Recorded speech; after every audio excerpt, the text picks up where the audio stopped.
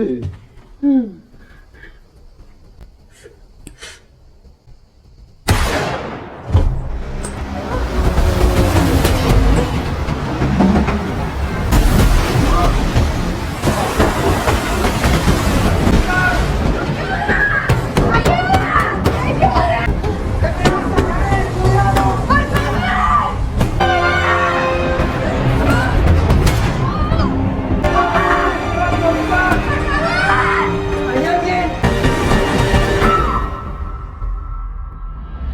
Halo semuanya, selamat datang di channel Hobi Movie.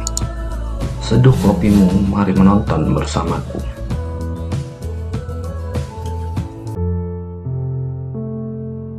Film yang berjudul Nowhere ini berkisah tentang Mia, seorang ibu hamil yang terjebak di situasi menegangkan yang terjadi di negaranya. Konon, ada konflik yang menyebabkan mata pencarian rakyat menjadi terancam, serta wanita dan anak-anak berada di bawah tekanan dan ancaman pembunuhan. Karena kondisi itu, Mia berencana melarikan diri bersama suaminya yang bernama Nico. Mereka lalu pergi menuju ke tempat di mana banyak kontainer yang akan dibawa oleh kapal. Namun, ternyata harapan tak sesuai ekspektasi, karena Mia dan Nico tiba-tiba terpisah. Mia yang sedang hamil tua menyadari bahwa dirinya terjebak di dalam sebuah kontainer yang terombang-ambing di tengah lautan. Lanjut guys. Film dibuka dengan diperlihatkannya beberapa orang yang diturunkan dari sebuah mobil di lokasi kapal pembawa kontainer. Terlihat sepasang suami istri yang bernama Nico dan Mia yang ikut dalam pelarian itu. Negara mereka sedang dalam krisis bahan pangan dan kerusuhan di mana-mana. Jadi orang-orang ini berniat akan melarikan diri sebagai penumpang gelap yang diatur oleh calo ilegal. Mia adalah seorang guru dan Nico bekerja sebagai pedagang di sebuah toko. Nico mengajak istrinya ini untuk pergi dari negara tersebut karena tidak ada harapan lagi untuk menetap. Mereka dikejar oleh polisi setempat dengan helikopter dan jika tertangkap maka beresiko akan dibunuh. Mia dan Nico pun menyusuri setiap gerbong-gerbong kontainer untuk bersembunyi dengan yang lainnya. Seketika mereka hampir saja terlihat oleh polisi patroli, namun diselamatkan oleh calo kapal tersebut. Setelah situasi terlihat aman, maka mereka pun lanjut kembali. Nico diminta oleh calo tambahan uang karena mengingat resiko yang terlalu besar.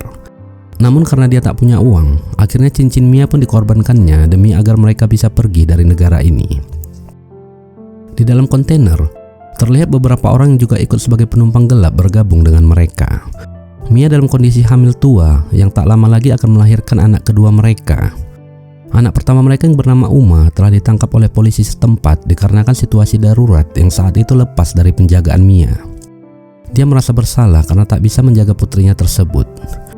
Nico dan Mia berbincang singkat yang dimana tujuan mereka akan pergi ke negara Irlandia dan tempat mereka tinggal saat ini adalah negara Spanyol. Nico meyakinkan istrinya ini bahwa semua akan baik-baik saja dan di sana mereka akan memulai hidup yang baru. Namun Mia tak sepenuhnya yakin perkataan suaminya, mengingat perjuangan mereka untuk sampai ke sana bukanlah hal mudah. Keduanya pun saling menguatkan satu sama lain. Lalu Nico mengatakan pada Mia bahwa dia yakin anak mereka adalah perempuan dan dia ingin memberi nama Noah. Namun Mia belum setuju dengan nama itu. Dia mengatakan akan memikirkannya kembali. Tak lama truk yang mereka tumpangi pun berhenti. Setelah pintu dibuka, ternyata banyak warga yang ikut mengungsi dan masuk ke dalam truk tersebut. Kontan hal ini membuat semuanya panik. Akhirnya ketua calo itu memisahkan sebagian orang untuk pindah ke truk yang lainnya. Nico sempat mengatakan bahwa dia bersama istrinya, namun calo-calo ini tak memperdulikannya hingga memaksanya untuk berpindah tempat. No. Yo estaba dentro, con mi mujer. ¡Dentro!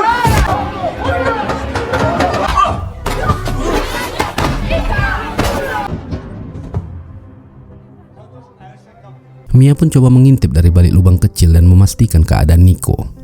Dia melihat truk yang membawa suaminya itu dan mengingat nomornya. Lalu tak lama dia pun segera menghubunginya. Guárdame tus cosas, el móvil, la comida, ten cuidado, mi amor. No, escúchame, no confíes en nadie.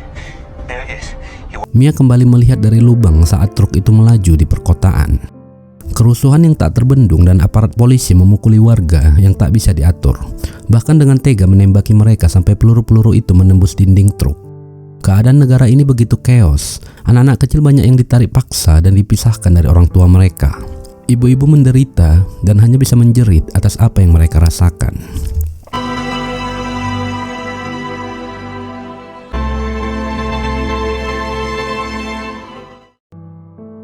Setelah melewati perbatasan kota, truk kembali berhenti yang dimana polisi penjaga akan memeriksa barang bawaan dan memastikan truk-truk itu tidak menyelundupkan warga yang akan melarikan diri. Mia kembali melihat dari lubang bahwa supir truk tersebut ditanyai oleh komandan polisi penjaga. Mereka semua pun shock dan mulai takut. Lalu tak lama pintu itu pun dibuka.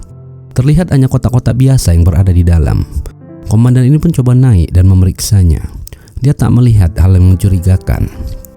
Sementara orang-orang ini bersembunyi di balik tutup kontainer yang berjarak hanya 1/4 dari total panjang keseluruhan.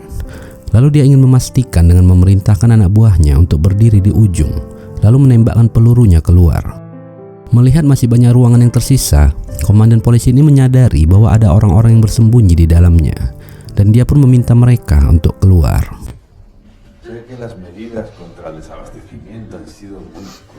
Pero ¿en quién habéis confiado hasta ahora? Que os han cogido todo el dinero que os quedaba. Los que os han prometido. Mia pun segera naik ke kotak dan bersembunyi di atas. Lalu seorang wanita membuka pintu itu dan menyerah. Sesaat, inilah yang terjadi.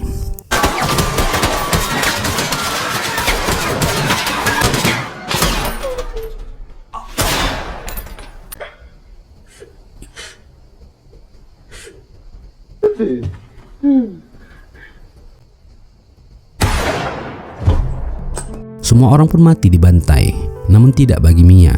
Mereka tak menyadari Mia berada di kota itu. Hingga setelah semua mayat diangkut, akhirnya Mia kembali ikut pergi dengan truk. Dia pun segera mengirim pesan suara ke Nico untuk memintanya bersembunyi. Singkat cerita, sampailah truk tersebut di pelabuhan. Mia segera menghubungi Nico kembali, namun handphonenya tidak aktif. Lalu dia pun mulai mengeluarkan barang-barang yang dia bawa dan tertidur. Di tengah malam, Mia terbangun karena terombang-ambing di dalam kontainer itu. Ternyata kapal sudah membawanya ke tengah lautan yang dimana terjadi badai malam itu. Mia pun berusaha untuk menendang pintu kontainer tersebut dan meminta tolong. Namun tak ada yang mendengarnya. Goncangan yang besar membuat beberapa kontainer terjatuh ke laut, termasuk yang Mia tempati.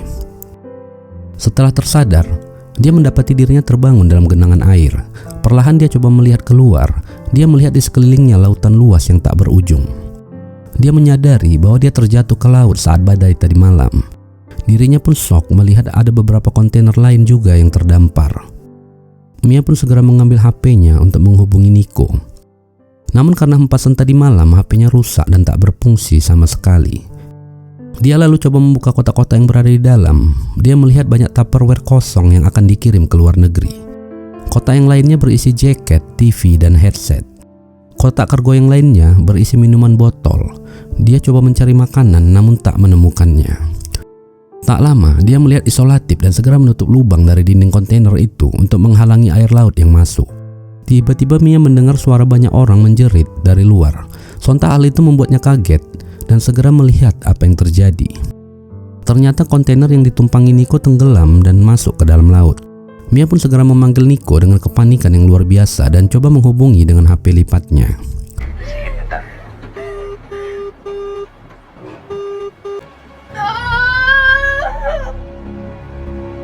Di malam hari, Mia pun menangis sambil membelai perutnya yang tinggal menghitung hari. Dia tak menyangka hal ini membuat dirinya terpisah dari suaminya. Sesekali dia mendengar suara gesekan dari kotak-kotak tersebut yang membuatnya terus terjaga. Kontainer itu seperti mau tenggelam dan air begitu cepat masuk ke dalam. Namun ternyata Mia hanya tersentak dari mimpi buruknya.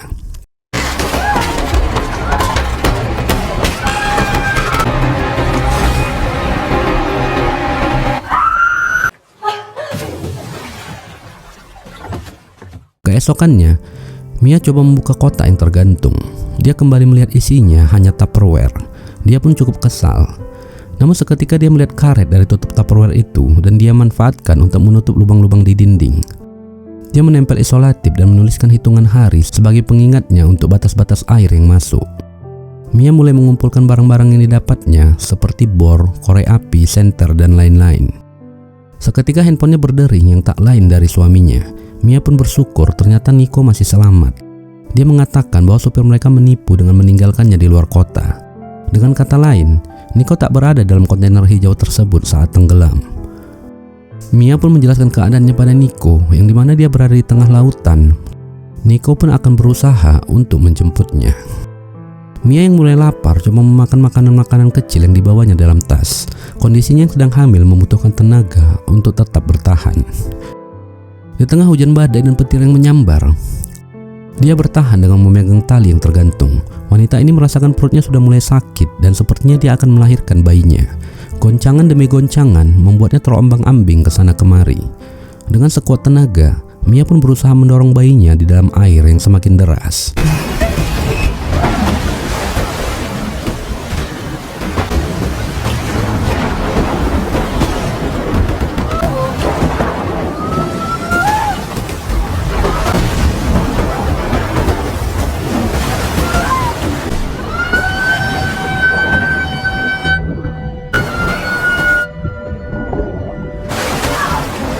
Akhirnya dia pun berhasil melahirkan dan segera menggendong anaknya itu. Dia memberi nama Noah seperti permintaan suaminya. Bayinya yang lapar tak berhenti merengek. Mia coba memberinya ASI namun air susunya tak keluar. Rengekan bayi kecil mungil itu menyadarkannya bahwa di tempat itu hawanya terasa cukup panas. Dengan bor yang didapatnya, dia pun coba membuka atap tersebut sedikit demi sedikit. Sementara, di saat yang sama anaknya terus menangis yang membuat Mia semakin tegang dan panik. Dia kembali coba mendiamkan bayinya ini. Namun justru malah nangisnya semakin kencang, hingga membuat dirinya stres dan tak tahu apa yang harus dilakukannya. Esok harinya, Mia mencoba lebih tenang dan tidak gugup. Dia pun menyusui bayinya ini, dan akhirnya air susunya pun keluar yang membuat bayinya tidak menangis lagi. Melihat hal itu, Mia pun lega. Di tengah malam dia pun kembali makan roti yang tersisa karena dia sadar bayinya membutuhkan asupan. Mia pun menghabiskan makanan yang tersisa. Dia tak mau melihat bayinya kelaparan seperti sebelumnya. Wanita ini kembali mengebor atap tersebut. Sedikit lagi pekerjaannya selesai. Namun baterai dari bor itu telah habis sebelum atap itu terbuka. Hanya sedikit cahaya matahari yang masuk dari celah-celah lubang. Mia kembali mencoba handphonenya, tapi tak ada perubahan apapun. Lantas hal itu membuatnya putus asa dan membuang semua yang ada di hadapannya.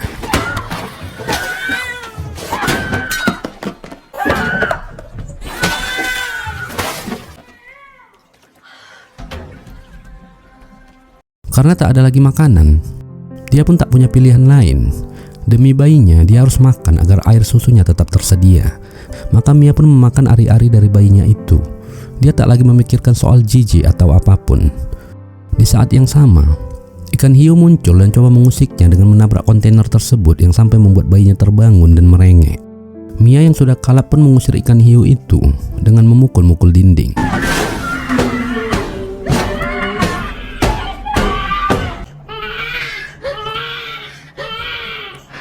Keesokannya, dirinya kembali berusaha membuka atap itu dengan sebuah pisau kecil. Namun pisau itu patah dan tak kuat untuk memotong besi kontainer.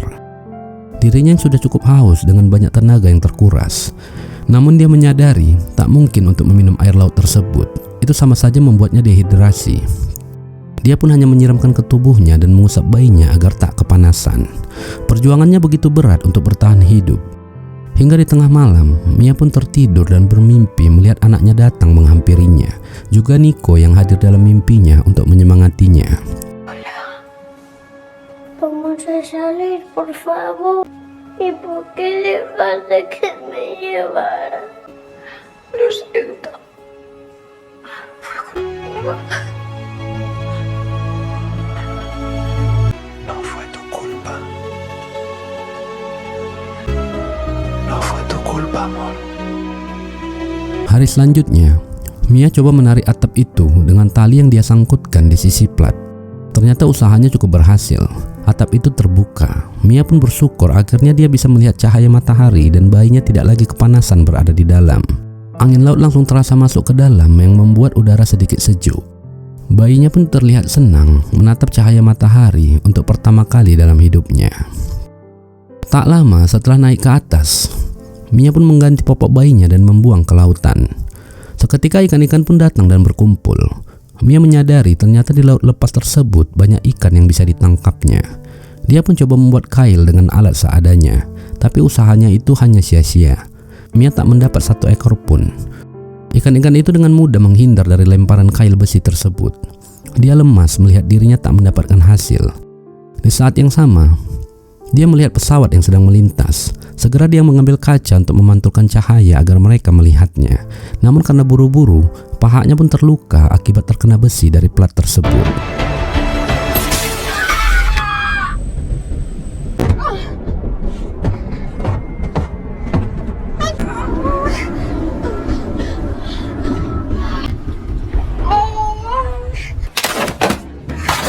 Minuman botol digunakannya sebagai alkohol untuk mengurangi perihnya luka. Dia siramkan agar darah tak mengalir deras. Dengan menahan rasa sakit, dia mencoba menjahitnya dengan kabel-kabel headset yang ada. Lalu setelah agak merasa baikan, sambil menidurkan bayinya, Mia pun membuat jaring-jaring untuk menangkap ikan. Ternyata barang-barang yang ada di dalam kotak kargo itu masih bermanfaat untuknya. Di pagi hari dia coba memulai buruannya. Dengan umpan kotoran dari bayinya itu, ikan-ikan itu pun terpancing untuk masuk ke dalam jaring. Daging ikan mentah itu pun memberinya tenaga. Bayinya yang lucu melihatnya seperti keheranan. Namun Mia mengatakan bahwa dia butuh makan untuk memberinya ASI, maka mau tak mau dia harus menyantapnya. Masuk hari ke-9, air pun semakin tinggi. Mia terus membuang air itu kembali keluar, sekaligus mengurangi beban dari kontainer tersebut. Lalu dia menulis pesan dan dimasukkannya ke dalam kotak-kotak Tupperware dan menyebarkannya ke tengah laut, berharap ada yang melihat dan membaca pesannya itu. Kemudian di malam hari, Mia pun mengobrol dengan bayinya ini. Dia menceritakan kisah hidupnya dengan foto-foto yang dia bawa. De que va a encontrar la manera de sacarnos de aquí porque esta es tu abuela. Noa significa larga vida. También es... Se salvaron y llegaron a tierra. El arca de Noé. Ellos llegaron. Y esta es Uma. ¿Querías que te hablara de ella? Pues tú tienes los ojitos igual que ella. Di tengah malam, Mia dihubungi oleh Nico yang mengabarkan bahwa dia dalam keadaan sekarat karena tertembak oleh polisi dan tak bisa untuk mencarinya. Dia meminta istrinya ini untuk bertahan dan berjuang sendiri agar sampai ke daratan. Mia pun menangis, begitu berat ujian hidup yang dialaminya. Bahkan dia tak tahu apa yang harus dia lakukan selanjutnya. Berada di tengah lautan yang tak berujung dengan bayi yang masih lemah, benar-benar menjatuhkan mental dan melemahkan fisiknya. Mia hanya mengikut kemana kotak besar itu akan membawanya. Dia memeluk erat bayinya ini dan berharap semoga Tuhan menolongnya. Sudah 26 hari Mia mengapung di lautan. Air yang masuk pun sudah sangat tinggi yang membuat kontainer itu semakin tenggelam. Apa yang dialaminya selama ini dituliskannya di secari kertas dan ditempelnya di dinding-dinding itu. Kemudian Mia membuat sampan kecil untuk bayinya dari kotak-kotak Tupperware tersebut. Dia tak mungkin lagi masuk ke dalam kontainer, dia hanya bertahan di atas. Seketika dia melihat foto anak pertamanya mengambang. Mia pun berusaha untuk mengambilnya. Lalu dia melihat pisau kecilnya di dalam Tupperware. Tanpa berpikir panjang dia pun turun untuk mengambilnya. Mia tak menyadari air semakin naik dan tanpa sengaja kakinya tersangkut di antara tali yang menguntai di bawah.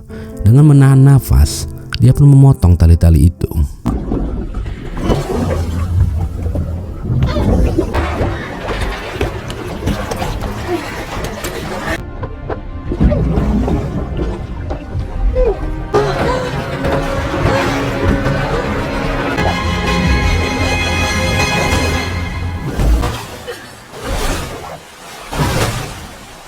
Mia pun memanggil-manggil anaknya. Dia tak tahu di mana bayinya berada.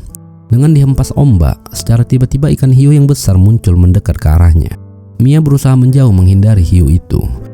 Tapi seketika ikan besar itu melewatinya dan tak mengganggu. Dan keajaiban pun terjadi.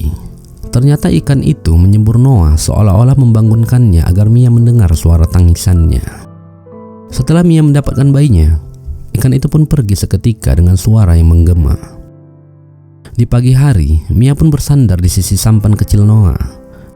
Dengan penuh kedinginan dan terasa beku, Mia hanya mengikuti kemana arus membawa mereka. Dia pun berkata pada anaknya ini bahwa mereka harus bertahan dan tetap hidup. Setidaknya dia sudah berjuang selama 26 hari di tengah lautan dengan segala cara yang bisa dia lakukan. Mia pun berterima kasih pada bayi kecilnya ini karena telah memberikan kekuatan untuknya. Seketika muncullah kapal di sekitar lokasi itu. Terlihat seorang wanita, lelaki tua dan anak kecil. Wanita ini melihat begitu banyak burung camar yang berkumpul. Dia pun penasaran dan segera mendekati lokasi tersebut. Dia dan pria ini menarik sampan Noah yang mengapung. dan terkejutnya mereka melihat bayi kecil yang sedang tertidur pulas di keranjang itu. Lalu wanita ini menarik tali yang terikat, yang tak lain adalah Mia.